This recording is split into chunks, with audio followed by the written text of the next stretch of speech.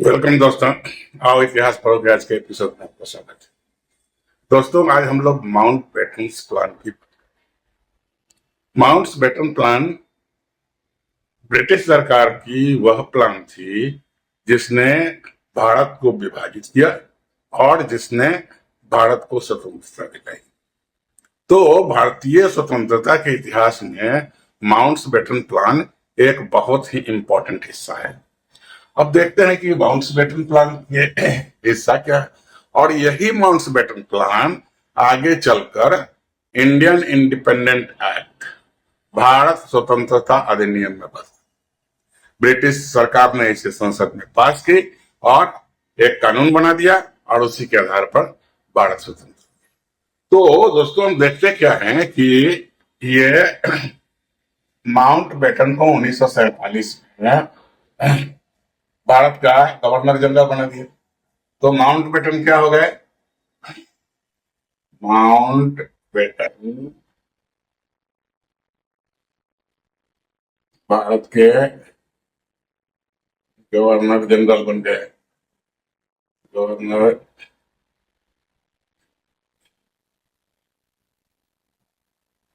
General बने तब 1947 में।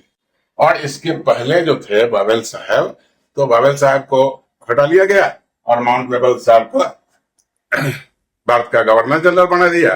ये फरवरी 1947 में गवर्नर जनरल बनते हैं और भारत अपनी योजना को लागू करने और उसके देखरेख के लिए आ जाते हैं।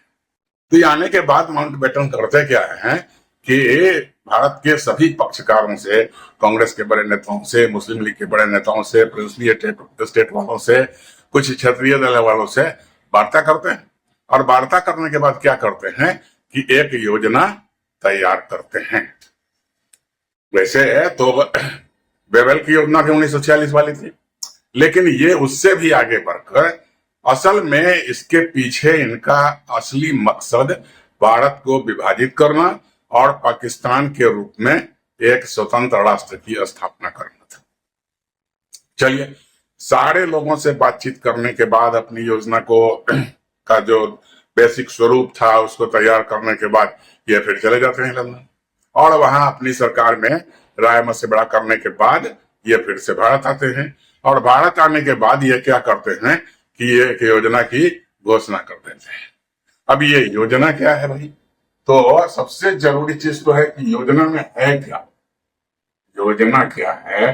तो इन्होंने सबसे पहले बात कहा कि भारत और पाकिस्तान दो अलग अलग डोमिनियन स्टेट में स्वतंत्र किए जाएंगे। भारत को क्या करेंगे हम? दो अलग अलग अलग अलग स्वतंत्र डोमिनियन के रूप में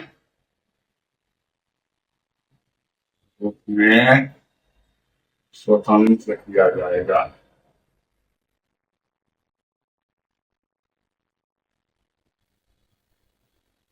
अब जैसे ही ये दो डोमिनियन में स्वतंत्र करने की, यानी भारत का विभाजन एकदम पक्का कर रहे हैं, करने की बात करते हैं, तो मुस्लिम लीग की तो बल्ले बल्ले हो गई। उनकी तो शुरू से ही मांग थी कि नहीं भाई, हम तो टू नेशन थ्योरी को मानने वाले लोग हैं, ये हिंदू मुसलमान कभी साथ रह नहीं सकते, हमको अलग अपना एक संप्रभु देश चाहिए। तो उनके लिए तो ये एक वरदान साबित हुआ कि चलिए भाई, हम भारत को दो भागों में बांट देंगे। अब भारत को बांट देंगे तो क्या होगा? अब कहते हैं क्या कि ये दोनों डोमिनियन स्टेट चाहे तो अपना अलग अलग संविधान बना सकते हैं। ये दोनों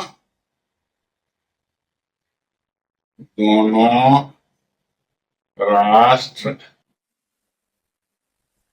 अपना अलग अलग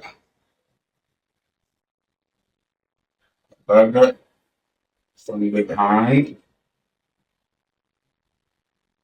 बना सकते हैं। चलिए भाई, ये बात भी हो गई कि दोनों, अब देखिए, अब दोनों अलग अलग देश में हम स्वतंत्र करेंगे, दोनों चाहें तो अपना अलग अलग संविधान बना सकते हैं, तो सब कुछ तो ये अलग कर ही रहे हैं। अब आते हैं तीसरे नंबर पर, और तीसरे नंबर पर क्या कहते हैं कि भाई जो हमारे प्रिंसली स्टेट्स हैं, अब प्रिंसली स्टेट्स जो हैं तो उनका क्या होगा। अब प्रिंसली स्टेट के संबंध में क्या कहते हैं, प्रिंसली स्टेट्स, तो प्रिंसली स्टेट को कहते हैं कि जितने भी प्रिंसली स्टेट हैं वो चाहे तो भारत के साथ जुड़ सकते हैं, चाहे तो पाकिस्तान के साथ जुड़ सकते हैं। तो पहली बात तो इन्होंने क्या कह दी कि ये प्रिंसली स्टेट यानी देसी रियासतें, देसी रियासतें चाहे तो भारत में या पाकिस्तान में शामिल हो सकती, पाकिस्तान में शामिल हो सकती है। भाई अगर पूछा जाए यहां कि देसी रियासतें चाहे तो, चाहे मतलब क्या, अगर ना चाहे तो उसके बारे में भी बताते हैं कि यदि ये प्रिंसली स्टेट भारत या पाकिस्तान दोनों में से किसी में भी मिलना नहीं चाहते हैं तो वे पूरी तरह स्वतंत्र रह सकते हैं। यदि कोई रियासत दोनों में से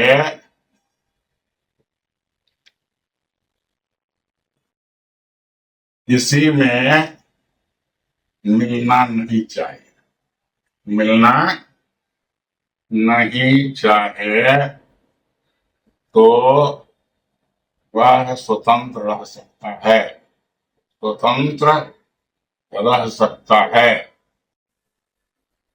और स्वतंत्र रहेगा तो उसे एक स्वतंत्र देश का दर्जा प्राप्त होगा, स्वतंत्र देश का, देश के दर्जा के साथ, देश के दर्जा के साथ। कहने का मतलब कि यदि कोई प्रिंसली स्टेट अगर भारत में भी नहीं मिलना चाहता है, पाकिस्तान में भी नहीं मिलना चाहता है, तो पूरी तरह अपना अलग रहना चाहता है, तो उस राज्य का दर्जा क्या होगा, एक स्वतंत्र संप्रभु राष्ट्र का दर्जा होगा। तो यहाँ संप्रभु देश तो बना ही देते हैं आप, तो कहा कि चलिए ये भी हो गया, लेकिन कहा कि अगर इस प्रिंसली स्टेट को लगा कि हमारी आबादी कम है, हमारा क्षेत्रफल कम है, हमारा सैन्य बल कम है, हमारी अर्थव्यवस्था कमजोर है, तो अगर हम स्वतंत्र रहते हैं तो हम इस हालत में सरवाइव नहीं कर पाएंगे, हम आगे नहीं चल पाएंगे। तो अगर आप चाहें तो जो प्रिंसली स्टेट सहमत हो वो अलग से अपना एक समूह बना सकते हैं, और तो जो रियासत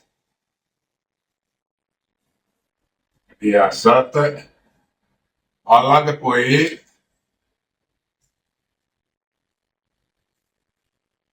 समूह बनाना चाहे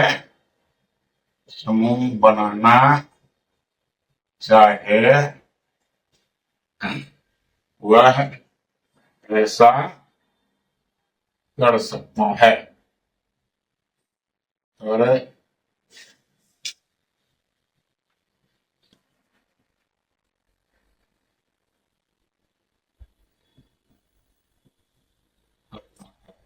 यानी इसको तीन ऑप्शन दे, तीन ऑप्शन क्या भाई, अच्छा तो होगा कि आप दोनों में से एक को चुन लीजिए, आप भारत को चुन लीजिए, आप पाकिस्तान को चुन लीजिए, उसके साथ शामिल हो जाइए।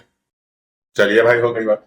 दूसरा कहते हैं कि यदि आप दोनों में से किसी को पसंद नहीं करते, दोनों में किसी के साथ शामिल होना नहीं चाहते, तो आप पूरी तरह स्वतंत्र रहिए, अलग रहिए, आपका स्वतंत्र देश का दर्जा होगा, आप संप्रभु।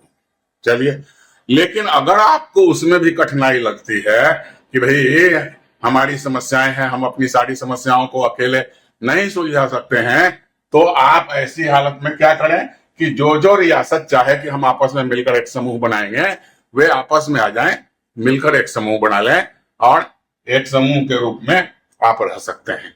तो प्रिंसली स्टेट को भी यहां अलग करने की बात कर दिया आपने।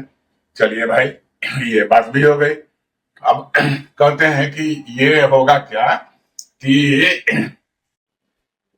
प्रिंसली स्टेट तो बन गए। अब ये जो प्रिंसली स्टेट बनेंगे, जो रियासत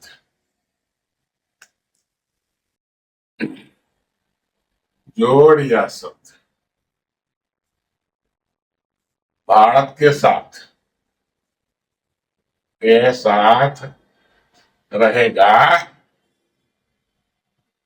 उसे भारत का संविधान स्वीकार करना होगा। भारत का संविधान स्वीकार करना होगा। लेकिन जो रियासत पाकिस्तान के साथ रहेगा, पाकिस्तान के साथ रहेगा, उसे पाकिस्तान का संविधान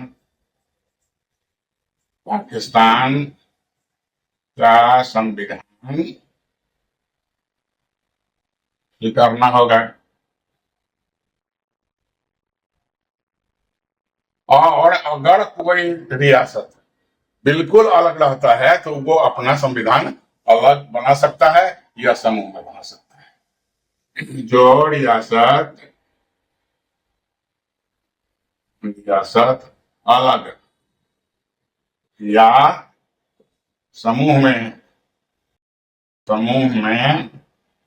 रहेंगे, वे अपना संविधान बना सकेंगे। तो प्रिंसली स्टेट को ये बहुत वाइड दे दिया। असल में इसके पीछे चाल क्या थी, उन लोगों को लगता था ना कि ये जो हमारे ये 565 जो प्रिंसली स्टेट थे, कुछ छोटे थे कुछ बड़े थे, और नेहरू जी ने इसका बड़ा विरोध किया था कि भाई प्रिंसली स्टेट को आप क्या चाहते हैं, आप फिर से एक बाल्कन की घटना शुरू कराना चाहते हैं क्या? जैसे बाल्कन में छोटे छोटे देश बन गए, उनका आपस में तनाव शुरू हो गया, उनका दूसरे देशों के साथ तनाव शुरू हो गया और विश्व युद्ध में जाकर फंस गए। तो वो ये कहते हैं कि भाई ऐसा तो नहीं होगा। तो ये चाहते थे कि ये तो शामिल तो होगा नहीं, भारत में तो शामिल होगा नहीं, तो क्या होगा, ये अलग अलग। और कोई राजा अपना इतना बड़ा पद छोड़कर, वो शानो शौकत, वो ठाट बाट, वो रुतबा छोड़कर किसी दूसरे देश के में शामिल होकर क्यों चाहेगा? जनता की बात अलग है, जनता तो चाहेगी कि भाई भारत एक प्रोग्रेसिव देश होगा, उसके साथ हम मिलकर चलेंगे, हमारा भी। लेकिन जो राजवंश थे, राजघराने थे देसी राजाओं के, उनका मत तो अलग होगा। अब ये आगे और बात करते हैं। अब आगे क्या करते हैं, कहते कि भाई जो बाबल साहब के समय जो 3 तरह के क्षेत्र जो बनाए गए, कौन सा भाई? पश्चिम उत्तर के क्षेत्र, चलिए, पूर्व के क्षेत्र और सामान्य क्षेत्र। तो सामान्य क्षेत्र की बात तो हो गई, इस सामान्य क्षेत्र का तो मामला है। अब ये उत्तर पूर्व के जो हैं, उत्तर पूर्व में किसको कहें? पंजाब, सिंध,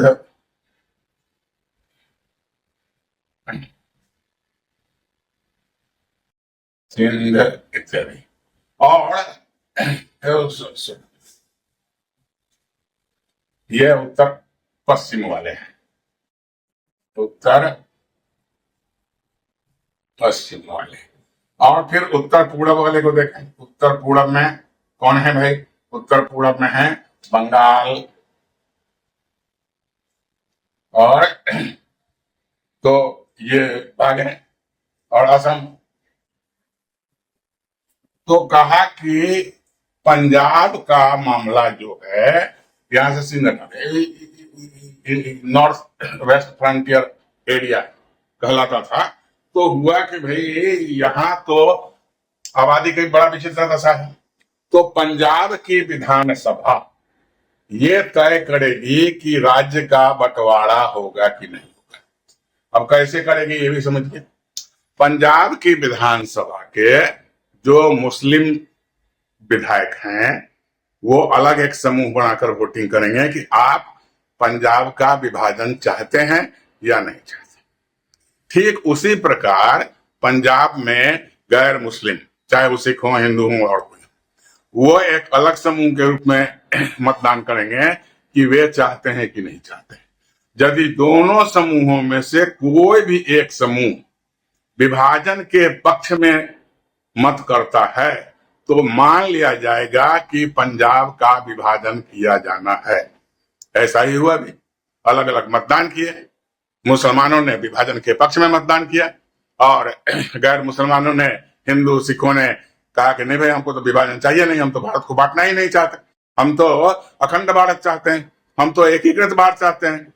तो लेकिन एक ने तो कर दिया, तो हुआ कि अब पंजाब का विभाजन किया जाए। ठीक उसी तरीके से क्या किया कि ये बंगाल और असम में, तो बंगाल में क्या किया कि बंगाल में भी रेफरेंडम कराया और इस रेफरेंडम में, जनमत संग्रह में, उन लोगों ने भी विभाजन स्वीकार कर लिया कि नहीं भाई हमारा भी प्रांत बंटना चाहिए। चलिए भाई वहां भी बांट दिया आपने। तो इस तरीके से क्या हुआ कि जो ब्रिटिश शासित राज्य थे, केवल प्रिंसली स्टेट को बांटने की बात नहीं है, जो ब्रिटिश शासित प्रदेश थे, जो प्रांत थे, उसमें से भी पंजाब और बंगाल को आपने क्या किया, बांटने की पूरी व्यवस्था कर दी। और बांटने की व्यवस्था क्या कर दी, बांट ही दिया। तो ये दोनों प्रांत तो अलग हो गए। अब क्या करते हैं देखते हैं आगे कि सिंध के बारे में क्या कहते हैं भाई। कहा कि ये सिंध के लोग क्या करेंगे, सिंध के लोग यानी कौन, विधानसभा, विधानसभा तय करेगी कि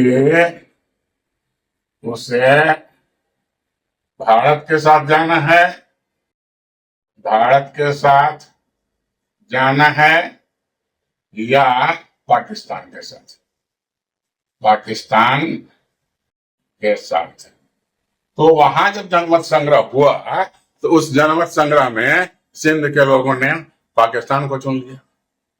चलिए वहां भी हो गए। असम के लोगों ने भारत में रहना स्वीकार कर लिया। तो ये तीन जगहों को तो आपने अलग कर दिया। अब क्या करते हैं कि इसके बाद कहते हैं कि नहीं, इससे काम नहीं होगा। अब कुछ ऐसे क्षेत्र थे जैसे सिलहट, तो ये सिलहट के क्षेत्र होगा, सिलहट के क्षेत्र में क्या होगा, जनमत संग्रह कराया जाएगा, जनमत संग्रह होगा और उसके आधार पर तय किया जाएगा। उनको छूट नहीं थी कि आप स्वतंत्र रहिए, उनको केवल इतना छूट था कि आप जनमत संग्रह आपका कराया जाएगा। किन प्रश्नों पर कराया जाएगा, दो बातों पर कराया जाएगा। आप पाकिस्तान के साथ जाना चाहते हैं तो ये भाई सिलहट तो पूर्वोत्तर भारत में है, तो पूर्वोत्तर भारत में है, चाहे पूर्वोत्तर भारत में था, अभी तो पूर्वोत्तर भारत ही नहीं रहा, अब तो बांग्लादेश हो गया। तो आपको या तो पूर्वी बंगाल मतलब पाकिस्तान के साथ जाना है या आपको भारत के साथ जाना है। तो ये सिलहट के लोग क्या हो गए, इन लोगों ने भी पाकिस्तान को चुना। तो देखिए यहां भी बांट दी। तो ये पूरी तरह से ये बांटने का, विभाजन करने का ये तो षड्यंत्र तो यहां लेकर आए। अब आगे देखिए उसी तरह से चिटगांव, तो चिटगांव का जो समस्या थी, चिटगांव, तो चिटगांव में क्या था कि हिंदू आबादी अधिक थी, हिंदू आबादी अधिक थी। लेकिन इन लोगों ने जो कमिश्नर बनाया, बॉर्डर कमिश्नर, वो बॉर्डर कमिश्नर ने क्या किया कि चिटगांव को बांग्लादेश में डाल दिया। ये असम से सटा हुआ मेघालय से सटा हुआ, त्रिपुरा से उसके बीच ट्राई जंक्शन पर था, तो इसको भी आपने वहां पर पाकिस्तान को दे दिया। इस तरीके से आपने भारत को तो तोड़ ही।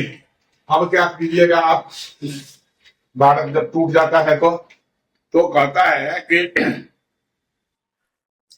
अगर आप क्या करें, भारत और पाकिस्तान को हम क्या करेंगे कि 15 अगस्त को स्वतंत्र कर देंगे। और इसके साथ इन्होंने कहा कि भाई ये सीमा रेखा का जो विवाद है, सीमा जैसे अगर दो देश बनेगा तो जोग्राफिकली कौन सा हिस्सा किस देश का रहेगा, तो सीमा विवाद के लिए आपने क्या किया, सीमा विवाद के लिए एक आयोग बना दिया, रेड क्लिफ, और इस रेड क्लिफ ने ही सर रेडक्लिफ ने ही चिटगांव को आप उधर दे दिए। उसके बाद आप कहते हैं क्या कि हम 15 अगस्त 1947 को भारत को स्वतंत्र, भारत को नहीं, भारत और पाकिस्तान को क्या कर देंगे, स्वतंत्र कर देंगे। चलिए भाई, तो ये तो जो माउंट बेटन साहब थे, गवर्नर जनरल थे, उनको संभावनाओं को टटोलने के लिए, तलाशने के लिए, खोजने के लिए भेजा गया था, और उन्होंने अपने तरफ से इस प्रकार की योजना बना ली। अब योजना बनने के बाद वो फिर चले जाते हैं इंग्लैंड, और क्या करते हैं कि उस योजना को ब्रिटिश सरकार को सौंप देते हैं, और ब्रिटिश सरकार क्या करती है कि इसे एक विधेयक के रूप में, एक कानून के रूप में ब्रिटिश पार्लियामेंट में पास कर देती है। और ये सारा का सारा जो स्थिति है, ये क्या हो जाता है कि आपको जून में ये क्या करते हैं कि इसको पास कर देते हैं। तो 18 जुलाई 1947 को 18 जुलाई 1947 को यहाँ की पार्लियामेंट भी पास कर देती है, पार्लियामेंट द्वारा पास। और क्या होता है कि रॉयल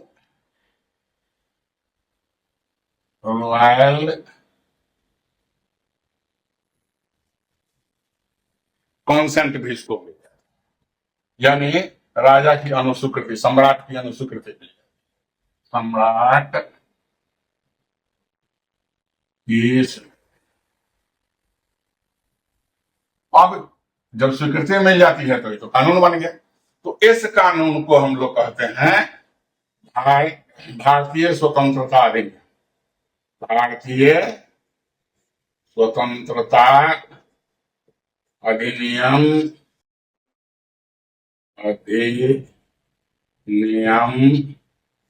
1947, यानी इंडियन इंडिपेंडेंट एक्ट 1947।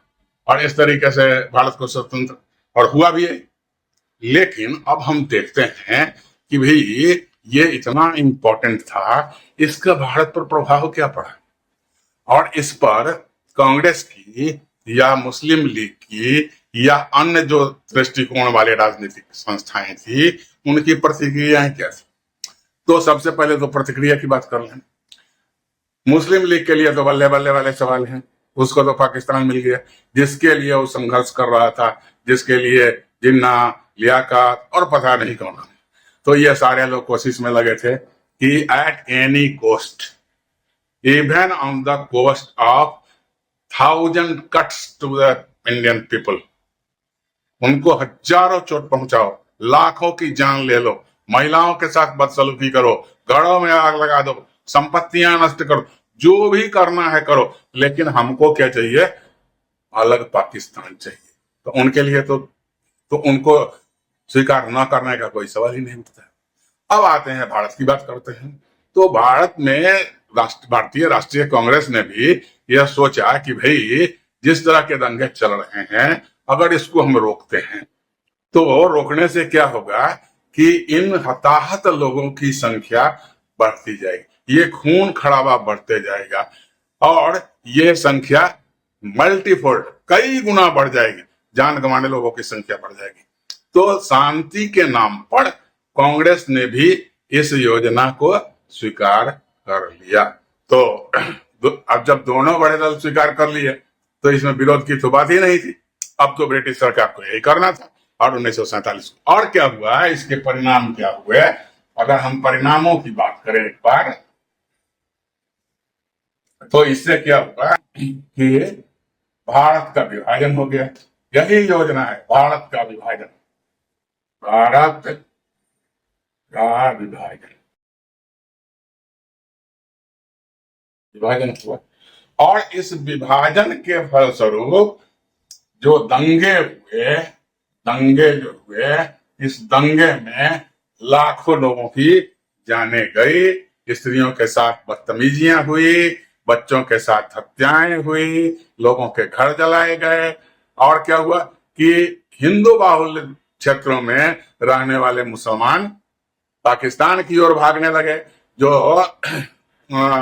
आज जो बांग्लादेश है उस समय पूर्वी बंगाल था, जो जिनके समीप वो पड़ता था उधर की ओर भाग गए, जिनके समय पश्चिमी पड़ता था वो पश्चिम की ओर भाग गए। और इन दोनों क्षेत्रों में रहने वाले लाखों करोड़ों लोग अपनी जीविका, अपनी संपत्ति, अपने परिवार सबको छोड़कर भारत की ओर भाग गए।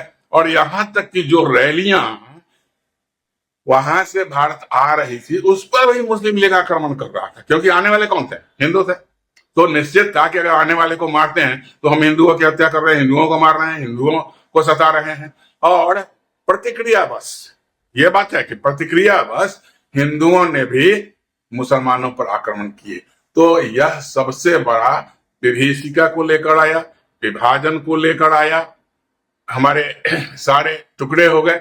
कुछ देसी रियासत तो ऐसे भी थे जो अगर वो किसी में मिलना नहीं चाहता था, अलग रहना चाहता था, वो तो सरदार वल्लभ भाई पटेल की दूरदृष्टि कहिए उसको मिल लिया। हैदराबाद नहीं मिलना चाह रहे, वहां तो सैन्य शक्ति भेजनी पड़ी। कश्मीर राजा हरि सिंह वो नहीं मिलना चाह रहे थे, उस दोनों तरफ बार्गेनिंग कर रहे थे जो अधिक सुविधा देगा। नतीजा क्या हुआ, अंत में पाकिस्तान ने उन पर आक्रमण कर दिया और नतीजा क्या हुआ कि वो भारत के साथ एक्सेशन स्वीकार किए। तो दोस्तों ये माउंटबेटन प्लान हमारे स्वतंत्रता के इतिहास में, हाँ माउंटबेटन की योजना में एक और बात थी कि स्वतंत्रता देने के बाद 15 अगस्त 1947 के बाद ये इस योजना के कानून बनने के बाद ब्रिटिश संसद भारत के संबंध में कोई नया कानून नहीं बना सकी। तो नतीजा था कि यह एक बहुत ही इंपॉर्टेंट कानून था, एक बहुत ही इंपॉर्टेंट योजना थी और भारत पर इसके दूरगामी प्रभाव पड़े। तो दोस्तों आप इस चैनल से जुड़िए, लाइक कीजिए, सब्सक्राइब कीजिए, अधिक से अधिक अपने दोस्तों को शेयर कीजिए और आप हमारे चैनल के साथ जुड़े रहें। धन्यवाद।